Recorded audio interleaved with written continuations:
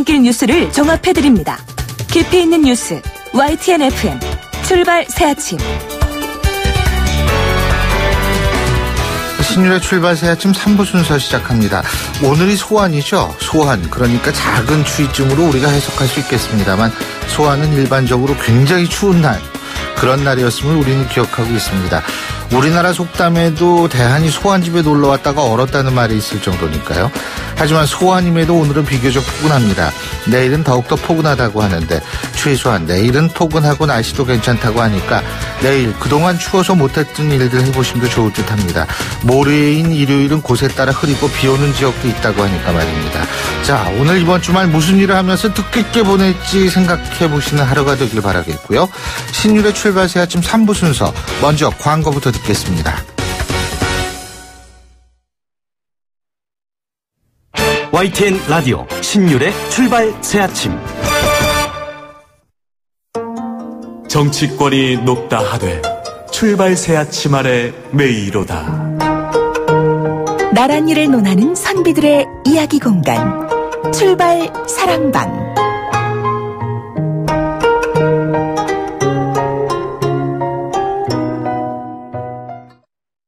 예, 한 주간의 정치권 정리해보는 시간이죠. 출발 사랑방. 오늘도 매주 금요일 함께하는 분들 나와 계십니다. 경기대학교 김원국 겸임교수 나와 계십니다. 어서 오십시오. 네, 안녕하세요. 예, 그리고 미래전략개발연구소 김우석 부소장이십니다. 어서 오십시오. 네, 안녕하세요. 새해 복 많이 받으세요. 아, 참, 새해 복 많이 받으십시오. 네, 새해 복 많이 받으십시오. 그 인사를 안 했네. 새해 복 엄청 많이 받으십시오, 두 분. 예, 네, 고맙습니다. 그냥 복이 쏟아지시길 바라겠습니다. 오늘 또 그런 김에 뭐 로또를 하나 사시든지. 예.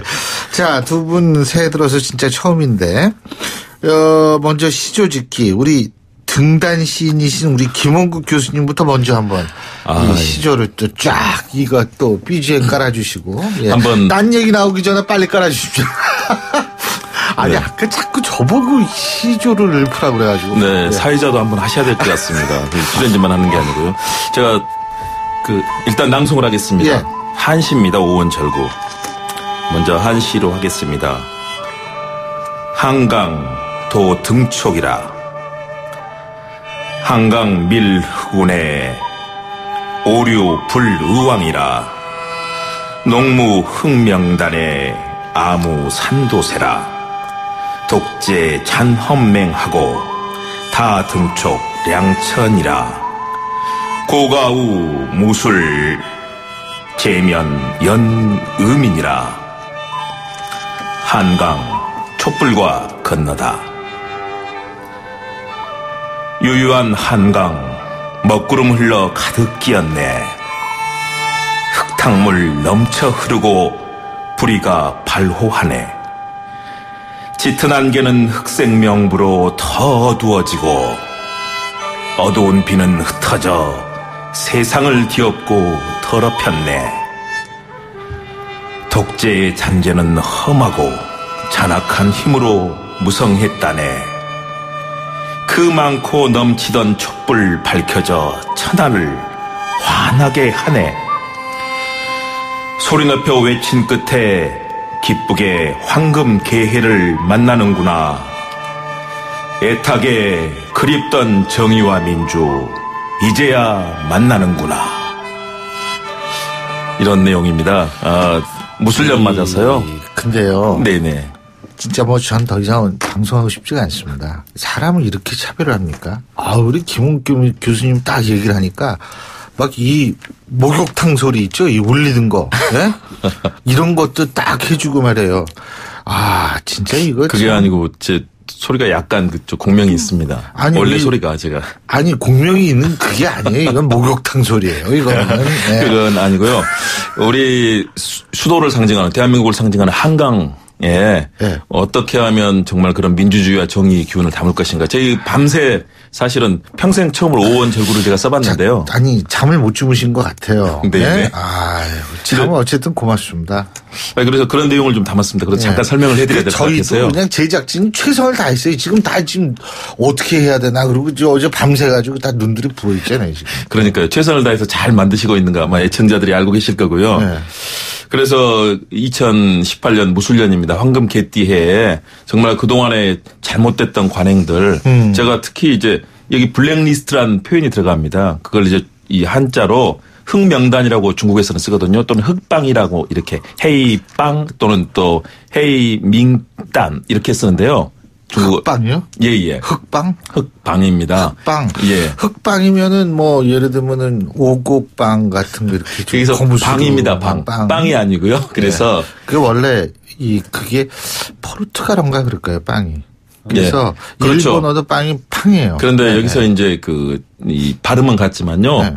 방을 붙이다 할 때 그 방, 널리 알리는 방, 이게 이제 또는 흑명단이라고 해서요. 예. 블랙리스트라는 중국 표현이 있습니다. 예. 그래서 이제 그동안에 정말 최근에 드러나고 있는 거, 박근혜 전 대통령님의 특활비를 뭐 40억에 가까운 돈을 사적인 용도로 기치료 뭐 이번에 드러난 내용 아니겠습니까? 이 문고리 3인방 뭐 비싼가 보더라고요. 그러니까 그래서 이런 예. 블랙리스트 국정농단 지난해까지 정말 우리 국민을 얼마나 가슴 아프게 했습니까? 예. 이제는 그걸 딛고 대한민국이 제대로 된 민주주의의 정의를 만나야 된다. 그래서 한강을 촛불과 건넌다는 그런 의미를 이제 제목에 담았고요. 그 속에서 정말 우리 정치도 제 역할을 하고 국민들의 예. 삶을 위해서 노력했으면 좋겠다는 의미에서 제 평생 처음으로 한시 5월 절구에 도전해봤습니다. 자, 여러분께서는 지금 평생 처음으로 들은 시절을 방금 들으셨습니다. 아유, 정말 우리 청취자 여러분을 대신해서 제가 감사의 말씀을 드리겠습니다. 고맙습니다. 자, 부담을 팍팍 느끼실 우리 김우석 부소장님 이제 차례입니다. 예. 저는 시조로 준비했습니다.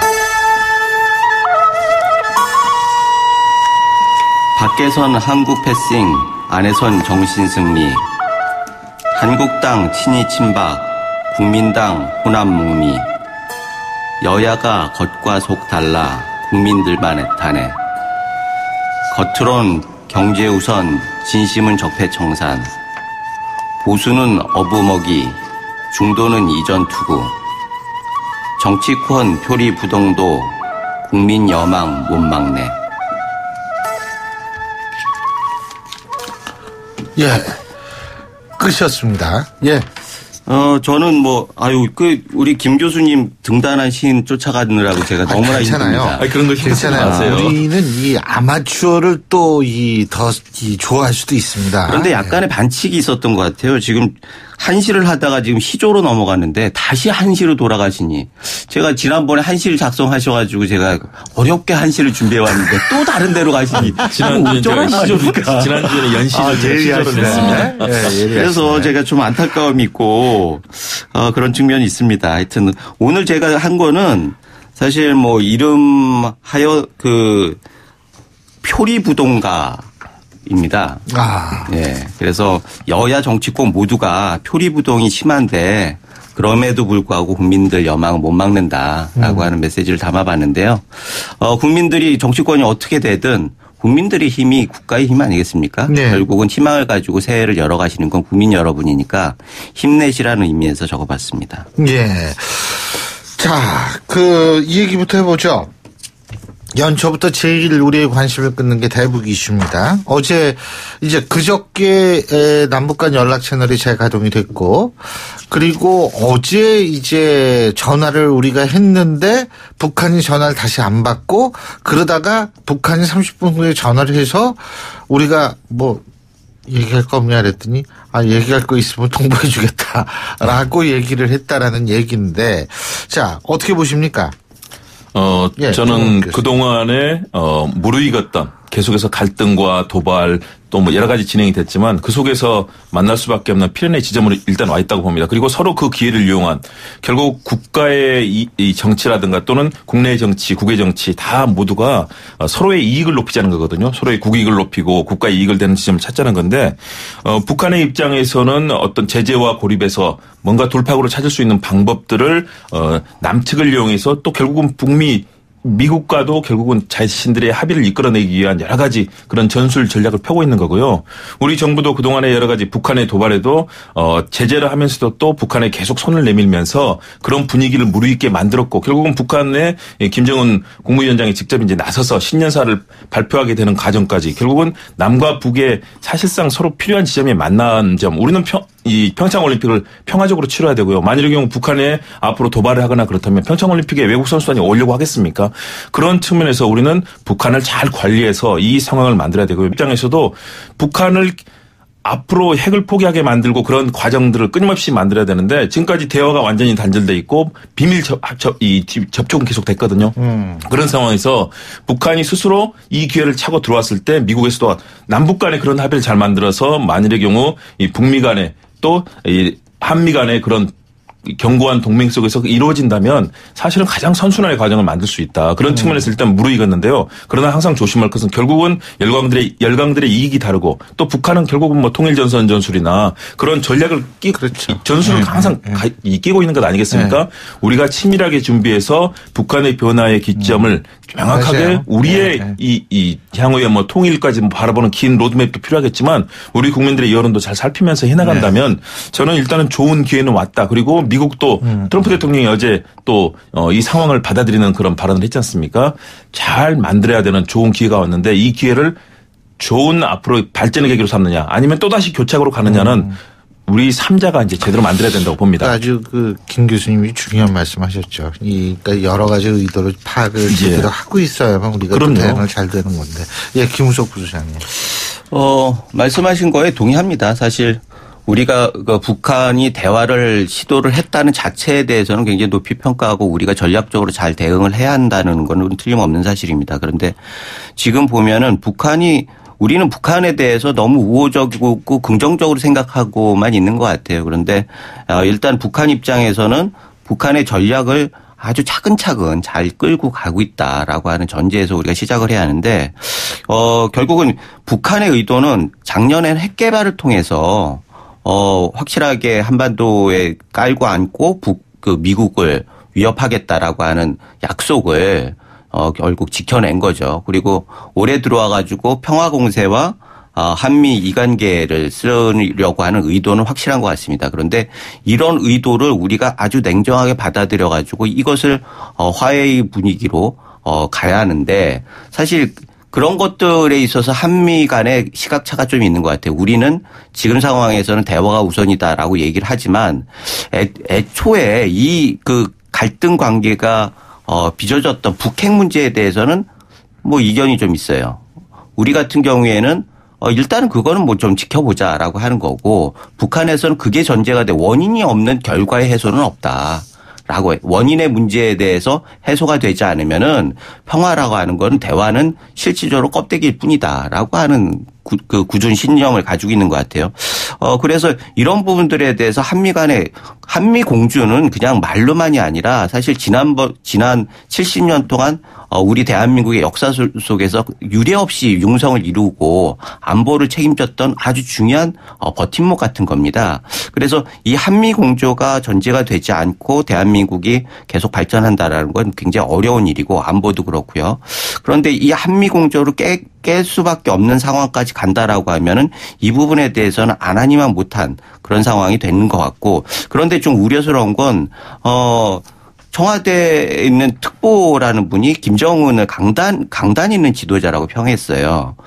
그 강단이 결국은 핵을 개발하고 남한의 국민들을 위협하는 강단인데 그렇게만 평가하는 게 과연 객관적인 평가인지 객관적인 건 둘째치고 우리 입장에서는 합당한 평가인지 이런 부분들에 대해서 우려가 되는 거죠. 그래서 국제사회에서 한반도 문제는 운전대를 우리가 잡겠다라고 계속 주장하지 않았습니까? 그런데 그 운전대를 우리가 잡아가지고 김정은한테 넘겨주는 결과가 된다라고 하면 그건 국제사회에서도 외면받을 뿐만 아니라 대한민국의 미래에도 굉장히 치명적인 그런 결과를 초래할 수 있기 때문에 정말 이 정부에서 냉정하게 잘 대처를 하고 북핵 문제를 과정이 어찌됐든 북핵 문제를 확실히 해결할 수 있는 방향 목표를 설정하고 그 길을 꾸준히 가는 수밖에 없지 않느냐 이런 생각이 듭니다. 네, 그러니까 이제 사실 지금 우리가 시간이 없어요. 그죠? 이제 평창올림픽이 이제 좀 있으면 한 달 좀 지나면 있기 때문에 빨리빨리 해서 남북 대화를 해서 북한도 이 어떤 식으로든 이 평화적 올림픽을 만드는데 기여하게끔 만들려고 하는 그런 거 시간은 없는데 문제는 그렇다고 해서 우리가 또 너무 초조해하면 북한이 그걸 이용할 수도 있지 않을까 이런 생각도 들고요. 그런 차원에서는 그리고 더군다나 이제 미국과의 관계도 있기 때문에 오히려 지금 북한이 이렇게 아무 얘기 안 하는 이런 것들이 일종의 속도 조절이라고 보는데 우리 입장에서 볼 땐 지금 뭐 그게 본의 아니게 나쁘게 된 거는 아니지 않느냐 이런 분석도 많거든요. 저는 무쇠는 닳았을 때 치라고 하지 않습니까? 기회가 왔을 때 적절하게 기회를 포착하고 그것을 이용해서 국면을 우리에게 유리하게 만드는 것이 굉장히 중요하다고 보고요. 북한에서 김정은 위원장이 직접 신년사를 통해서 얘기를 했습니다. 그리고 그 이후에 이성근 조평통 위원장이 이제 김정은 위원장이 직접 지시를 받았다는 것을 공표했지 않습니까? 그게 중요한 게요. 북한의 체제는 일단은 이 위원장 최고 존엄이 얘기하는 것들은 사실상 뭐 거의 헌법과 마찬가지입니다. 그렇죠. 다시 말해서 이번에 김정은 위원장의 신년사는 다른 때 이런 남북 대화와는 결이 다르다. 직접적으로 그런 최고 지도자가 나섰기 때문에 북한에서도 이제는 그런 준비를 하면서 전략적인 접근을 할 거고요. 우리는 그를 충분히 간파하고 또 우리는 어떤 전략을 세울지 아마 저는 우리 그동안에 경험 있는 뭐 통일부의 남북 대화에 경험 있는 관료들 많은 분들이 지금 나서서 준비를 하고 있고 또 정보기관도 마찬가지라고 봅니다. 대신에 이제 아까 얘기해 주신 것처럼 한미관계 공조는 뭐 당연한 거고요. 우리가 한미동맹이 그렇지만 또 미국도 항상 우리의 편은 아닙니다. 지난번에 뭐 트럼프 대통령이 한국 뭐 FTA라든가 이런 거 얘기하는 거 봤을 때 아주 벼랑 끝 전술까지 써가면서 뭐 한국을 압박하는 모습 봤지 않습니까? 우리는 미국을 최고의 우방으로 생각해서 정말 공조를 해야 됩니다. 또 미국이 있어야만 우리가 또 외교안보의 지렛대로 쓸 수 있으니까요. 대신에 이런 부분을 우리가 기본으로 하되 북한에 대해서도 우리의 국익을 높일 수 있는 것. 저는 그 부분이 굉장히 중요하다고 보고요. 우리가 절대 운전대를 놓치지 말고 끌고 갈 수 있는 좀 지혜로운 그런 힘들을 갖는 거. 그리고 또 국민들이 적극적으로 힘을 모아주셔야만 그것이 가능하지 않는가. 그리고 역시 시기가 됐을 때 새가 닳았을 때 때려야 됩니다. 나중에 끊임없이 기다리고 의심만 하다가는 아무것도 못하는 물을 범할 수밖에 없고요. 오죽하면 유승민 바른정당 대표마저도 이명박 박근혜 정부의 대북 정책을 무능했다라고 평가를 하겠습니까? 물론 또 뭐 다르게 보는 시각도 있을 겁니다. 어쨌든 우리는 이런 때 기회를 유능하게 활용하는 그런 지혜로움을 가지고 북한을 변화시켜서 결국은 우리 국민들이 행복하고 편안하게 살 수 있는 외교안보 환경을 만들어야 되지 않겠습니까? 이 협상이라고 하는 건 협상은 항상 그래요. 급한 쪽이 지게 돼 있습니다. 그래서 뭐 김 교수님 말씀이 상당히 일리가 있지만 결국은 북한은 지금 되게 느긋한 거예요. 그리고 우리는 조급하고 그렇다고 하면은 북한 입장에서는 쥐었다 놨다를 계속하면서 전략적 이익을 챙기는데 몰두를 할 거고 우리는 내줄 수밖에 없는 상황이죠. 그런데 그 내주는 것이 결과적으로는 그걸 북핵을 인정해달라고 하는 거 아니에요. 그럼 북핵을 인정하면은 우리 국민들이 핵의 위협에 그대로 노출되는 거고 그런 상황에서 이 부분에 대해서는 정말 우리가 좀 여유를 가지고 평창 동계올림픽도 중요하지만 결국은 우리 국민들이 항구적으로 북핵의 노예가 되느냐 안 되느냐가 더 중요한 문제 아니겠습니까? 그래서 그런 전략적인 고려를 통해서 했으면 좋겠다는 생각이 들고 아까 말씀하셨듯이 김정은의 뜻이 헌법이라고 하는데 김정은의 뜻은 우리 입장에서는 조변석괴 같은 거예요. 우리는 안정된 시스템에서 여러 가지 그 결정 과정을 통해서 합리적인 대안을 내지만 북한은 김정은 혼자의 개념에 따라서 바뀌기도 하는 거거든요. 그래서 그들의 전략적인 적합성, 김정은의 전략적인 적합성에 따라서 한반도의 운명이 좌우된다라고 하는 건 정말 굉장히 위험한 상황이다라고 하는 생각이 들어서 결국은 이 부분에 대해서는 우리가 좀 마음의 여유를 가지고 전략적으로 무엇이 우선순위인가라고 하는 냉철한 판단에 의해서 하는 게 후세를 위해서라도 굉장히 중요한 거다 이런 생각이 듭니다. 저는 한 가지 판단만요. 뭐냐면 협상 우리가 급한 쪽이 신다는데 북한이 급할 수도 있습니다. 냉정하게 본다면요. 도리어 북한이 더 급한 쪽일 수도 있거든요. 왜 급해요? 그동안의 많은 제재를 통해서 사실은 북한도 변화의 기점을 만들어야 되거든요. 그렇게 그 제재 때문에 급할 거라고는 생각을 안 하는데. 오죽하면 김정은 위원장이 직접 신년사에서 그런 얘기를 했을 것인가. 도리어 저는. 그거는 이렇게 생각할 수 없어요? 시간 벌기 위해서. 그런 측면도 분명히 있을 겁니다. 그러나 저는 북한도 마찬가지로 나설 수밖에 없는 그런 상황이 됐다. 그런 측면에서 왜냐하면 국가 간에 또는 어떤 체제 간의 이 협상에 있어서는요.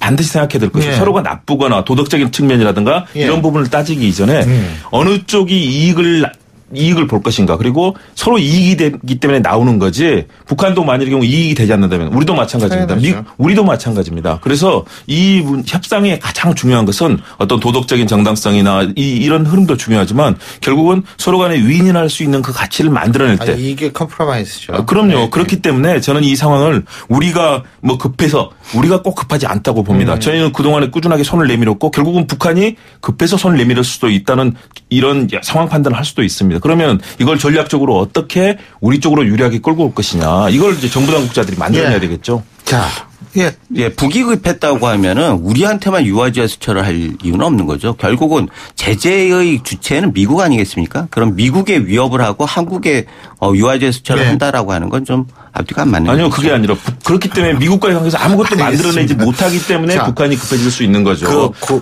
그 얘기는 여기까지 하고요. 네. 딴 얘기도 해야 돼요. 네네. 죄송합니다. 예. 자, 요새 또 다른 딴 얘기가 바로 뭐냐면 임종석 청와대 비서실장의 아랍에미리트 방문 의혹입니다.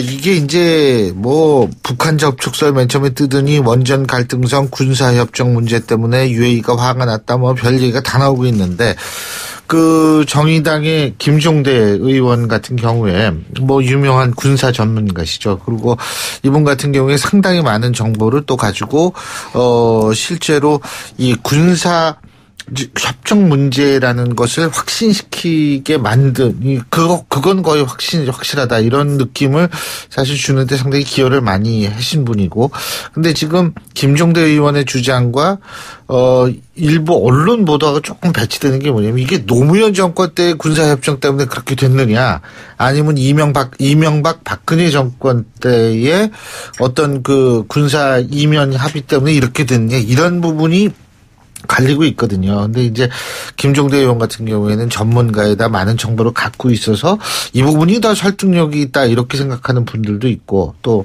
반대인 분들도 있는데 어떻게 생각하십니까? 저는 지금까지 나오는 언론 보도와 또 정부 발표 그리고 또 여러 가지 오늘 아침에는 또 박근혜 정부 당시에 국방부 차관을 지냈던 백승주 의원 자유한국당 의원이죠. 그런 얘기를 했습니다. 2013년 12월에 UAE와 상호 군수 지원 협정에 대한 양해각서 MOU를 체결을 했다. 그리고 아랍에미리트 측의 요구에 따라서 이를 대외비로 분류를 했다고 이제 이를 시인을 했습니다.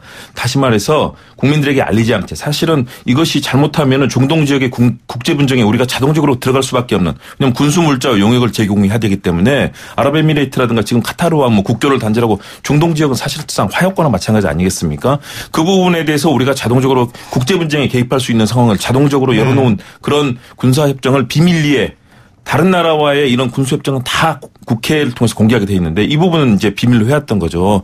그런 측면에서 본다면 분명하게 이런 이 협정을 맺는 데 있어서 국민들에게 알리지 않은 채 그런 여러 가지 상황이 있었고 이것을 결국은 새 정부 들어서 무마하려는 그런 노력들이 이제 자칫하면 이것이 큰 국제적인 논란이 되기 때문에 그런 상황이 있었던 것으로 보입니다. 여기에 대해서는 앞으로도 좀 더 정확한 내용을 저는 파악을 해야 될 걸로 봅니다. 알겠습니다. 김우석 부장님. 이게 북한 접촉설, 원전 갈등설, 군사협정설 이렇게 메신저의 목소리에 따라서 계속 이슈가 바뀌고 있어요. 그렇다고 하면 이런 부분들을 온갖 억측을 이렇게 만들어내는 게 과연 이 아랍에미리트와의 관계에 도움이 되느냐. 사실 이게 밝히지 못한다고 얘기했던 것도 그 관계가 상처를 받을까 봐 못한다라고 하는 게 지금까지 청와대에서 얘기했던 명분 아니겠습니까? 그런데 이런 억측들이 계속 재생산되고 확대 재생산되는 이런 상황은 어떻게 보면 그 아랍에미리트 입장에서도 굉장히 불편한 상황이 될 수 있다는 거죠. 그래서 이런 부분들에 대해서는 어찌됐든 지금 시점에서는 정부에서 확실하게 입장을 표명하고 본질에 대해서 구체적인 내용이 아니더라도 방향은 이런 거였다라고 하는 정도는 얘기해야지 되는 거 아닌가라는 생각이 들어가지고 그런 아쉬움이 있어요. 연말 연초 중에 얼마나 이것들 때문에 국내 여론이 어수선했습니까? 사실 이 북핵 문제도 있지만 원전 문제도 굉장히 중요합니다. 사실 노무현 정권 때도 핵 수출에 대해서 굉장히 강조를 했어요. 핵의 경쟁력에 대해서 강조를 하고. 그래서 노무현 정부에서도 처음에 시작된 게 노무현 정부였어요. 외국에 그 원자료를 수출하는 것도. 그런데 그럼에도 불구하고 뭐 이게 좀 진척이 돼가지고 결국 그것이 MB 정부 때 가시화됐고 그 후속적인 보수 이렇게 계약들이 박근혜 정부 때까지 계속 이어졌거든요. 그래서 200~300조 규모의 엄청난 규모의 그 사업입니다. 그리고 이게 의미가 있는 건 결국은 유럽을 제끼고 프랑스의 해구산이라고 하는 것을 제끼고 한미 간의 동맹을 통해서 이걸 얻어냈다라는 거거든요. 그래서 핵의 반출이나 이런 부분들을 국제사회에서 굉장히 엄격하게 관리를 하고 그 중심에 미국이 있다라는데 미국이 유럽 손을 들어준 게 아니라 한국 손을 들어줘서 핵을 국제사회에서 공인해줬다라는 거죠. 그런 의미에서 굉장히 의미가 있는데 이런 부분들 노무현 정부 때 시작해가지고 그걸 유지를 봐서 보수 정권에서도 계속 이어왔던 것들을 현 정부에서 이렇게 논란이 되는 상황에 대해서는 현 정부에서도 노무현 정권을 생각해서라도 꼭 내용을 밝히고 좀 안정화시키는 게 필요하지 않나 이런 생각이 듭니다. 네.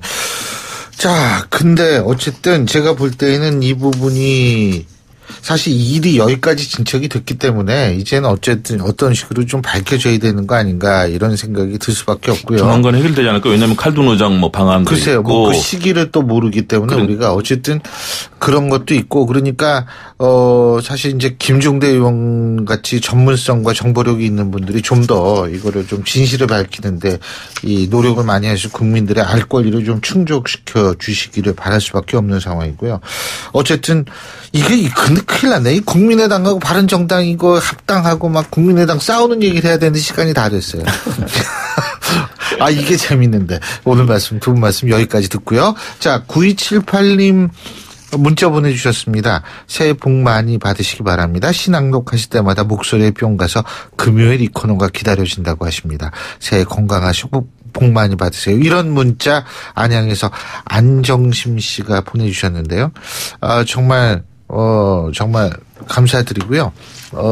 정말 우리 청취자 여러분들 다시 한번 말씀드리는데 새해 복 많이 받으시기 바라겠습니다. 그리고 두 분 다음 주에 또 모셔가지고 그 뿅 가는 목소리로 이제 또 이 시조를 한번 들어보죠. 오늘 두 분 말씀 잘 들었습니다. 고맙습니다. 네, 새해 복 많이 받으세요. 예, 지금까지 경기대학교 김원국 겸임교수, 미래전략개발연구소 김우석 부소장 두 분과 함께했고요. 신율의 출발 새 아침 3부 순서 여기서 줄입니다. 잠시 뒤 4부에서 뵙겠습니다. 날카로운 분석, 내일을 보는 시선, 신율의 출발 새 아침.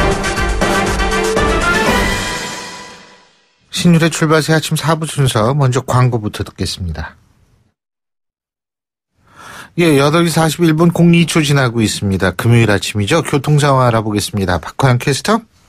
네, 신율의 출발 새 아침 교통정보입니다. 오늘 좀 사고 소식이 자주 들리는데요. 양재대로가 영국사거리에서 양재나들목 가는 길 6차로에 사고 발생해서 부근 어렵고요. 한남대로가 한남대교 북단에서 한남 2고가차 남측 가는 길 2, 3차로에 사고 나서 지금 부근으로 많이 밀립니다. 종로는 작업 때문에 5가와 4가 사이 작업 때문에 양방향으로 사고 위험도 높고요. 정체된다는 점 참고하셔야겠습니다. 신율의 출발 새 아침 교통정보였습니다. YTN 라디오 신율의 출발 새 아침.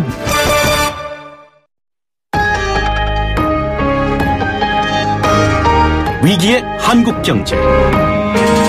하지만 해법은 있습니다. 우리 경제에 또 다른 도약을 준비하는 코너. 출발 새 아침 경제 빅 이슈.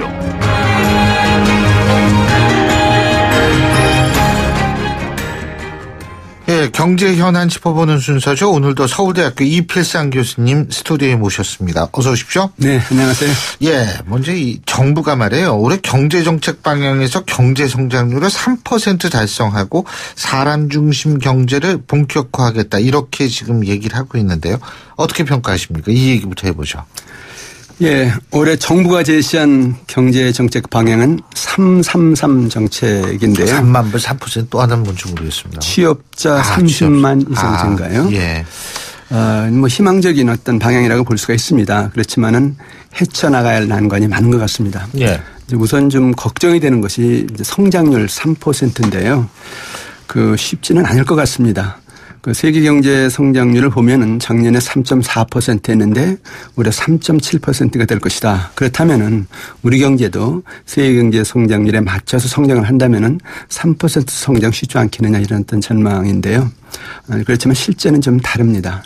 작년에 우리나라 수출 증가율이 15.8%였습니다. 그래서 결국 경제 성장률 3.2%를 달성을 했는데요. 올해는 수출 증가율이 4% 정도밖에 전망이 안 됩니다. 아, 왜 반도체가 좀 반도체 뭐 환율 뭐 여러 가지 요인이 있습니다. 그래서 작년에 비해서 수출 증가율이 4분의 1밖에 안 되는데 예. 어떻게 3% 성장하겠냐 이게 대한 이제 우려가 있는 것이고요. 더 문제는 내수거든요.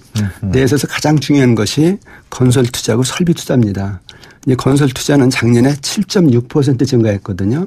근데 그것은 올해 0.8% 정도 증가할 것이다. 이렇게 굉장히 이제 낮게 지금 잡고 있습니다. 또 설비 투자도 작년엔 14.1% 증가를 했는데 올해는 3.3%밖에 증가 안 할 것이다. 이런 전망을 정부가 내놓고 있습니다. 그래서 수출이나 내수가 작년보다 위축될 것 같은데 과연 3% 성장할 것이냐 이거에 대한 의문이 있다는 것이고요.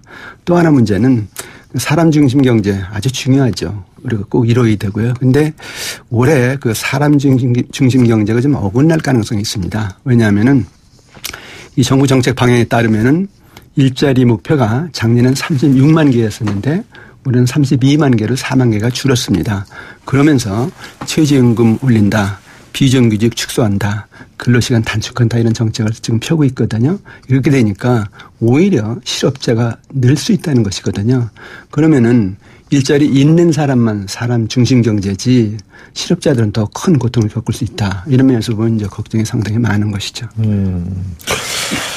근데 지금 3만 달러 시대가 이제 올해가 된다라고 그러더라고요. 이게 환율 같은 경우 이제 영향을 네. 따지면. 네. 근데 이제 문제는 그렇다면 그만큼의 변화를 느낄 수 있느냐. 우리의 삶의 질, 퀄리티 오브 라이프가 정말 좀 그 정도로 좀 더 나아질 수 있느냐 하는 그런 거 아니겠어요? 네. 그 보통 국민소득 3만 불하면 이제 선진국의 기준으로 많이 이용이 되거든요. 그래서 예. 올해 우리가 이제 3만 불을 달성하면은 뭐 선진국에 진입하는 것이다 이렇게 볼 수도 있습니다. 근데 이제 이 달러로 표시하는 국민소득은 경제 성장률이 뭐 중요하지만은 또 환율에 의해서도 많이 영향을 받거든요. 예. 근데 지금 굉장히 원화 가치가 오르고 있거든요. 그렇죠. 그래서 경제 성장률이 3%가 안 된다 할지라도 환율 때문에 3만 불 달러 이제 3만 불 이거 달성은 이제 가능할 가능성이 아주 큽니다. 근데 이제 중요한 것은 3만 불 시대에 온다라고 했을 때 성장률은 선진국으로 가는 것 같은데요. 삶의 질은 후진국으로 가는 것이 아니냐 이런 어떤 이제 비판들이 있다는 겁니다. 그 이제 그 여러 가지 자료가 있는데 그 지난해 그 경제협력개발기구 OECD 38개 국가 중에서 우리나라가 삶의 질이 29위입니다. 근데 이 삶의 질이 2014년에는 24위였거든요. 그러니까 5단계나 떨어졌습니다. 근데 이제 이 삶의 질에서 가장 중요한 것이 그 일자리거든요. 근데 그 작년에 실업률이 3.7%인데 올해 실업률 역시 3.7%가 그대로 유지될 것 같고요. 여기에 문제는 청년 실업률이 9%를 넘어서 계속 지금 악화되고 있거든요. 실제 체감 실업률은 모든 게 훨씬 높잖아요. 뭐 한 30% 이렇게 얘기를 합니다. 그리고 이제 노인 빈곤도 심각한데 정년 퇴직한 사람들이 사실 살 길이 막막하다 이런 얘기거든요. 그래가지고 사회 불안, 갈등, 좌절 이것이 심각하다. 그래서 삶의 질이 굉장히 이제 떨어지고 있다 하는 얘기고요. 뭐 정부로서는 여러 가지 대책을 내놓고 있습니다. 그래서 무상 보육을 전면 실시한다. 아동 수당을 10만 원씩 준다. 기초연금 5만 원 올린다. 공공주택 19만 채 건설한다. 휴가를 2주일 준다. 등등 이제 대책들을 내놓고 있는데 이런 대책들은 일단 고통에 시달리는 사람들에 대한 대증요법이고 임금변이지 경제가 근본적으로 구조나 체질이 정말 삶의 질을 높이는 그런 상황은 아니다 이렇게 봐야 될 것 같습니다. 근데 이제 아까 교수님께서도 계속 이제 청년 실업률, 전체 실업률 말씀하셨는데 우리 경제의 가장 중요한 과제가 바로 일자리 창출인 거 아니겠어요? 네. 올해는 그러면 정부가 어떤 정책을 핍니까?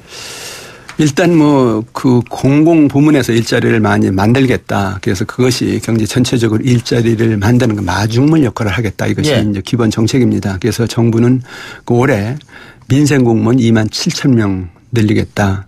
사회 서비스 분야에서 2만 5천 개 일자리 만들겠다. 노인 일자리 7만 7천 개 만들겠다. 이런 대책들을 내놓고 있습니다. 근데 이것은 마중물을 붓는 것이 아니라 마중물을 없애는 것이다. 이런 어떤 비판이 가능하다는 건데 일자리는 기본적으로 기업들이 해결해야 됩니다. 기업들이 기술 개발하고 신상품 만들어서 창업하고 투자해서 그래서 일자리를 만들어야지 그렇지 않으면 고용의 근본적으로 해결이 어렵다는 것이거든요. 근데 문제는 우리나라 기업들이 지금 이제 주력 산업이 뭐 조선이나 철강이나 해운 자동차 이런 주력 산업들이 부실하면서 기업들이 고용을 하는 것이 아니라 해고를 하는 어떤 그런 구조라는 것이죠. 그렇다고 친다면은 어떻게 하면은 새로운 산업을 일으킬 것이냐, 어떻게 하면 기업들을 일으킬 것이냐 이런 이제 정책이 전제가 된 다음에 공공 부분에서 필요한 일자리를 만드는 건 좋은데 그런 어떤 기업 부분의 정책이 좀 부족한 상태에서 일자리를 세금 풀어서 세금 일자리 만들 거야 이렇게 나오면은 결국 이제 정부도 굉장히 어려워질 것 같고요. 기업도 제대로 살아날 것 같지 않고요. 경제도 망치는 그런 어떤 화를 입을 가능성도 있다. 이런 면에서 보면은 일자리 정책 정부가 굉장히 노력을 많이 하고 있는데 기업 부분에서 어떻게 일자리를 만들 것이냐 근본적인 대책을 빨리 먼저 마련하는 것이 아주 중요하다 이런 생각이 듭니다. 그리고 또 한 가지 이제 정부가 그 요새 뉴스 보면 부동산 보유세 개편을 공식화하고 있는 모양인데 네. 이것도 파장이 만만치 않을 것 같아요. 네, 굉장히 파장이 클 것 같습니다. 예. 정부는 이제 부동산 투기가 가열이 되니까 대책을 계속 내놨거든요. 6.19 부동산 대책, 8.2 부동산 대책, 12.4 가계부채 종합대책 등등인데 그 내용은 이런 겁니다. 주택담보대출 억제하겠다. 초과이득세 폐지하겠다. 자, 폐지 다시 부활하겠다. 투기지역 지정하겠다. 양도세 중과하겠다. 분양권 전매 금지시키겠다. 뭐 다양한 이제 대책들을 지금 내놨습니다. 그런데 문제는 이것이 백약이 무효라는 거예요. 지금 계속해서 부동산 투기는 가열되고 있습니다. 그리고 이제 고가의 그 아파트 거래가 계속 이제 증가하고 있는데 이유가 뭐냐 보면은 너무 금리가 싼 상태에서 돈이 많이 풀려 있는데 그 돈이 갈 데가 없어서 지금 부동산 시장에서 이제 투기 자금으로 계속 돌고 있다 하는 것이 첫 번째 이유고요. 또 하나는 지금 이제 가계부채가 계속 이제 늘면서 주택담보대출 늘고 뭐 등등 그것이 부동산 시장과 연계가 돼 있는데 특히 5, 60세 같은 경우에는 지금 베이비 부모들 많이 퇴직하고 있는데 살기가 어려우니까 이게 이제 뭐 자영업이 얼고 그다음에 이제 살기 위해서 뭐 생계형 대출 뭐 없고 이러면서 이제 주택담보들을 많이 넣고 그러면서 그것이 이제 부동산 시장과 연계돼 가지고 같이 위기가 확대되는 그런 현상이 나타나고 있는데 지금 부동산 시장 상당히 문제가 큽니다. 근데 일단 여기서 일단 보유세 지금 뭐 강화하겠다 이런 대책을 공식화했는데요. 보유세라는 것이 부동산을 가지고 있어도 세금을 낸다 그런 얘기거든요. 재산세라든가 종합부동산세 이거 이제 올리겠다 이런 얘기인데 지금 뭐 여러 가지 대책을 내놔도 효과가 없으니까 일단 부동산 가지고 있어도 세금 올리겠다 이렇게 나오니까 뭐 일단 효과가 있으리라고 봅니다. 어쨌든 팔아야 되니까. 근데 이게 부작용이 상당히 클 것 같다는 것이죠. 조세 저항이 상당히 클 거다 하는 얘기인데 무슨 얘기냐면 사람들 입장에서 보면은 평생 땀 흘려서 일해가지고 좋은 집 하나 마련하는 것이 꿈인데 좋은 집 어떻게 해서 사놨더니 세금 폭탄을 맞게 됐다. 예. 그리고 부동산을 가지고 있는 것만 자체 가지고 아직 이익이 실현된 것도 아닌데 거기에 어떻게 세금 물리냐 이런 조세 저항이 클 수 있다는 것이고요. 그다음에 막상 이 보유세를 이제 강화했을 때 집을 누가 파는가 봤을 때는 정말 진짜 아주 부자는 안 판다는 거죠. 예, 예. 그래서 결국은 이거 역시 이제 부익부 빈익빈이라는 그런 어떤 현상만 유발할 가능성이 있다 하는 것이고요. 그리고 이런 대책을 내놓으면은 계속해서 이제 정부 들어설 때마다 이 투기 대책을 내놨는데 그러면서 오히려 부동산 시장은 투기 내성이 길러졌다는 겁니다. 이번에도 또 그런 것이 아니냐 그런 우려가 있는 건 사실입니다. 그래서 어떻든 간에 이런 부작용을 최소화하면서 보유세를 신중하게 도입을 해서 이제 부동산 시장을 안정시켜야 되는데 아마 굉장한 지혜와 국민의 공감대가 필요할 것 같습니다. 올해 또 하나가 이제 금리 인상 아니겠어요? 네. 이게 가계부채의 복병일 것 같은데요. 지금 가계부채가 1,400조 원이 넘어섰는데 예. 올해 1,500조 원이 넘을 거다 이런 어떤 전망들이 많이 나오고 있습니다. 그런데 이런 상태에서 금리가 오르면은 가계 연쇄부도 정말 것이 가시화될 수 있다 해서 걱정이 상당히 많습니다. 그래서 이제 금리 인상이 가계부채의 내관을 터뜨릴 것이다 이런 어떤 이제 걱정들을 많이 하고 있죠. 그런데 지금 한국은행으로서는 금리 정책에 지금 아주 딜레마에 빠졌는데 이거를 경제가 지금 어렵다. 가계부채가 심각하다. 그래서 이걸 올리긴 어려운데 그렇다고 해서 이걸 올리지 않으면은 미국 등 다른 나라에서 금리 올리니까 이제 자본이 다 빠져나갈 것이다. 그럼 금융 위기가 온다 해서 이걸 올리지 않을 수도 없고요. 그렇다고 해서 올리면은 이 가계부채 이제 뇌관이 터질 수 있다. 그래서 이제 딜레마에 빠졌는데 그럼 한국은행으로서는 어떻게 해서든지 금리 인상은 좀 신중해야 됩니다. 뭐냐면 지금 미국도 금리 인상을 한다고 하면서도 단계적으로 하고 있거든요. 우리도 그런 차원에서 좀 신중하게 접근할 필요가 있다는 얘기고요. 금리 인상하고 동시에 취해야 될 정책이 있습니다. 뭐냐면은 이 산업 혁신을 해야 된다는 겁니다. 그리고 일자리 대책을 마련해야 된다는 얘기인데 산업 혁신을 하면은 금리를 올려도 외국지 자본이 오히려 들어온다는 겁니다. 투자할 기회가 있으니까 그 일자리를 많이 만들면은 금리가 올라도 가계부채 같은 경우에 사람들이 일을 해서 갚을 수 있으니까 이제 가계부채 문제가 해소될 수 있다는 얘기거든요. 그래서 금리 인상 이것만 가지고 따질 것이 아니고 산업 정책이라든가 일자리 정책 이거 같이 연계해서 좀 잘 추진할 필요가 있다 이렇게 봅니다. 예, 잘 알겠습니다. 오늘 말씀 여기까지 듣겠습니다. 고맙습니다. 네, 감사합니다. 예, 지금까지 서울대학교 이필상 교수님과 함께했고요. 자, 금요일 아침에 보내드린 신율의 출발 새 아침 오늘 순서는 여기서 모두 줄이겠습니다. 여러분 주말 정말 잘 보내시기 바라겠습니다. 뭐 그렇게 춥지 않다고 그러니까 계획 세우셔도 좋을 듯 하고요. 자, 월요일 아침 7시 15분에 다시 찾아오겠습니다. 신율이었습니다. 고맙습니다.